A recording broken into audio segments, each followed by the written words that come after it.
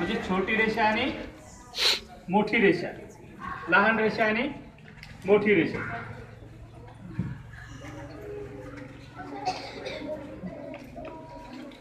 हे पहा, सरळ रेषा, आडवी रेषा, गोल घेतला, असा एक गोल घेतला आणि हे असा ई तयार केला आणि इथे एक मी असा ई काढला.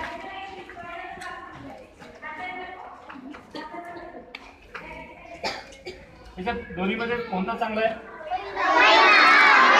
हा, त्याच्यामध्ये कोणता चांगला आहे? पहिला चांगला आहे. त्याच्यामध्ये कुठं चूक झाली सांगता येईल का तुम्हाला? सांगा बरं. हा, इथं सरळ रेषा आहे पण आडवी रेषा नाही. त्या ठिकाणी काय झालेलं आहे? गोल घेतलेला आहे. आलं लक्षामध्ये? इथं आपली चूक झालेली आहे.